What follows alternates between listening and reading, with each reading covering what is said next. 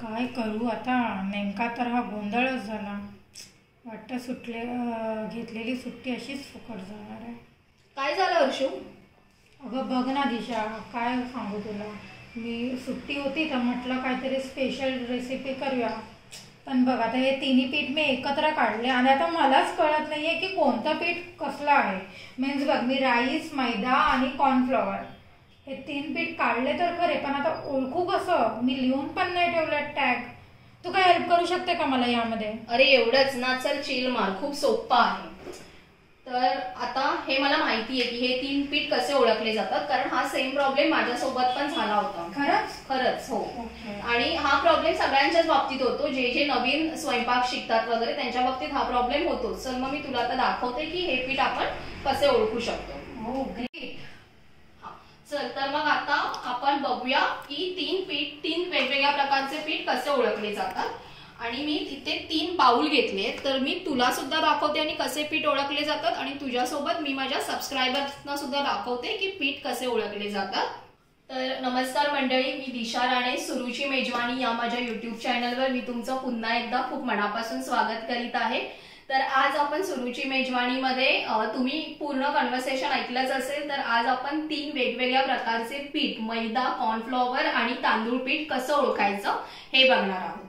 हर्षू, इथे मी 3 वेगवेगळ्या प्रकारचे बाउल्स घेतले आहेत, ज्यामध्ये आपण पीठ टाकून टेस्ट करणार आहे. तर त्यासाठी आपल्याला इथे पाणी लागणार आहे. तर प्लीज मला पाणी देशील का? आणि त्याच्यासोबत मला 3 चमचे सुद्धा दे वेगवेगळे.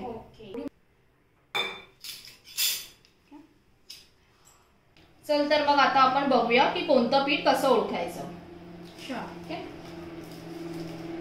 तर इथे मी 2 चमचे पीठ घेत आहे.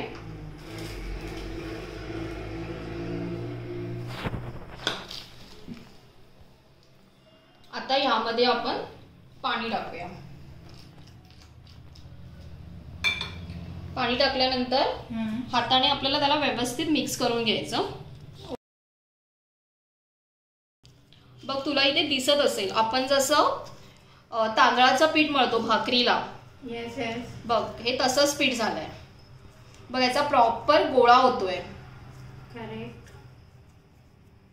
आणि हे एकदम असं मऊ झालंय. भाकरीचं पीठ आपलं नॉर्मली मऊच मळलं जातं. त्यामुळे मी इथे काय केलं, 2 चमचे पीठ घेतलं आणि थोडंसं पाणी टाकून त्याला मळून बघितलं, तर त्याचा प्रॉपर गोळा तयार झाला. तर बघ, तू हातात घेऊन पण चेक करू शकतेस. म्हणजे हे तांदळाचं पीठ आहे कन्फर्म असं म्हणायचं का? हो, हे कन्फर्म तांदळाचं पीठ आहे. आता हे एक पीठ झालं म्हणजे हा तुझा प्रश्न सुटला, तुला समजलं की हे तांदळाचं पीठ आहे. ओके, ठीक आहे. आता आपण चेक करूया की हे दुसरं वाला पीठ कोणतं आहे. इथे पण मी 2 चमचे टाकते.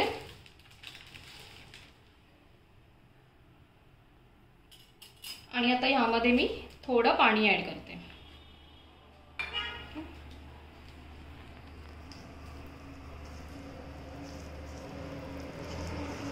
तर बघ, हे तुला मिक्स करतानाच कळणार, हे पीठ थोडंसं असं तुला लबलबीत लागतंय. हे बघ, चिकट लागतंय हाताला. पण ते पाणी जास्त टाकलं वगैरे असं तर नसेल ना? नाही. ओके. आता इथे आपण 2 चमचे पीठ टाकलंय, त्याच्यामध्ये मी थोडंसं पाणी टाकलंय. ठीक आहे. जर नाहीच तुला कळालं की किती पाणी ऍड करायचं, थोडं पाणी ऍड करून तू चेक करू शकतेस. तर हे आहे आपलं मैद्याचं पीठ. हे बघ, म्हणजे तुला आता प्रॉपर समजलंच असेल ना की हे बघ असं चिवट बनतं, लबलबीत बनतं मैद्याचं पीठ. म्हणजे ओळखण्यापुरती एवढं काफी आहे. ठीक आहे. जर पीठ ओळखायचं असेल तर एवढं इनफ आहे की मैद्याचं पीठ थोडं लबलबीत बनतं. म्हणजे आता आपलं तांदळाचं पीठ ओळखून झालं आणि मैद्याचं पीठ सुद्धा ओळखून झालं. आता जे लास्ट आपलं तिसरं पीठ उरलंय ते कोणते ते आता आपण ओळखूया. ओके, ठीक आहे. तर आता इथे पण मी सेम 2 चमचे पीठ घेते.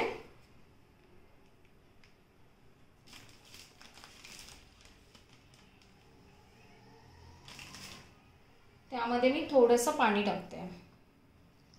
आता यात नो डाऊट की कॉर्नफ्लॉवरच असेल, पण मला याचे सिम्पटम्स बघायचे आहेत. म्हणजे आपण कसं ओळखायचं, कारण आता कसं आपल्याला माहिती आहे, कारण आपण ऑलरेडी तांदळाचं पीठ पण ओळखलंय आणि मैद्याचं पण ओळखलंय. त्यामुळे तू इथे बोलू शकतेस की हे कॉर्नफ्लॉवरच असू शकतं. पण आता ज्या लोकांना माहित नाहीये की कॉर्नफ्लॉवरचं पीठ कसं ओळखायचं त्यांच्यासाठी मी दाखवते. तुला पण जर कधी पुढे जाऊन प्रॉब्लेम झाला तर तू पण ओळखू शकतेस. आता हे बघ, कॉर्नफ्लॉवरचं पीठ एकदम पातळ झालंय, ना लबलबीत ना गोळा, एकदम पाण्यासारखं पातळ झालंय. म्हणजे समजायचं की हे पाण्यात डायल्यूट झालं, पाण्यामध्ये मिक्स झालं प्रॉपर. तर जसं पाणी होतं तसं हे पाण्यासारखं डायल्यूट झालं, म्हणजे कॉर्नफ्लॉवर आहे. ठीक आहे. तर मी तुझ्यासाठी पण आणि माझ्या सबस्क्रायबरसाठी पण पुन्हा एकदा सांगते की तांदळाचं पीठ ओळखायचं असेल तर त्याचा प्रॉपर गोळा तयार होतो. ठीक आहे. जर मैद्याचं पीठ ओळखायचं असेल तर ते थोडं लबलबीत होतं, आणि जर कॉर्नफ्लॉवरचं पीठ ओळखायचं असेल तर ते पाण्यामध्ये पूर्णपणे डायल्यूट होतं. तर तुम्ही अशा प्रकारे तिन्ही पीठ ओळखू शकता.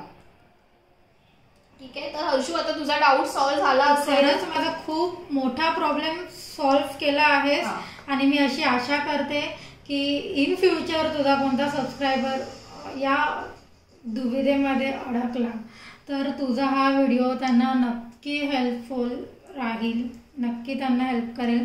स्पेशली जे माझ्यासारखे आहेत, जे नवीन नवीन स्वयंपाक शिकत आहेत, ज्यांची नवीन स्वयंपाक जर्नी चालू झाली आहे, त्यांच्यासाठी डायरेक्ट लग्नानंतरच आम्ही किचनमध्ये शिरत आहोत. तर आमच्यासाठी हा व्हिडिओ खरंच खूप ग्रेटफुल राहील. So thanks to you Disha. Thank you so much. आणि नक्की तुझी आजची सुट्टी वाया नाही जाणार. ठीक आहे. तुला जी रेसिपी बनवायची आहे त्यासाठी तू या पीठचा उपयोग करू शकतेस. ठीक आहे. तर जसा तुझा प्रॉब्लेम सॉल्व्ह झाला तसा मला जे पण कोणी बघत आहेत, माझे सबस्क्रायबर्स आणि व्ह्युअर्स, त्यांना सुद्धा हा माझा व्हिडिओ आवडला असेल नक्कीच, आणि त्यांचे सुद्धा प्रॉब्लेम सॉल्व्ह होतील हा व्हिडिओ बघून. हा माझा व्हिडिओ आवडला असेल तर प्लीज माझ्या व्हिडिओला लाईक करा आणि सुरुची मेजवानी या चॅनलला सबस्क्राईब करायला विसरू नका. आणि तुम्हाला जर माझे व्हिडिओ आवडत असतील तर प्लीज तुमच्या फ्रेंड्ससोबत, फॅमिलीसोबत नक्की शेअर करा. आणि तुम्ही बघितलंच असेल की माझे टोटल 234 सबस्क्रायबर झाले आहेत, आणि 250 क्रॉस होण्यासाठी मला 16 सबस्क्रायबर्स हवे आहेत. तर पटकन माझ्या चॅनलला सबस्क्राईब करा. पुन्हा भेटू अशाच नवनवीन व्हिडिओसही. तोपर्यंत धन्यवाद.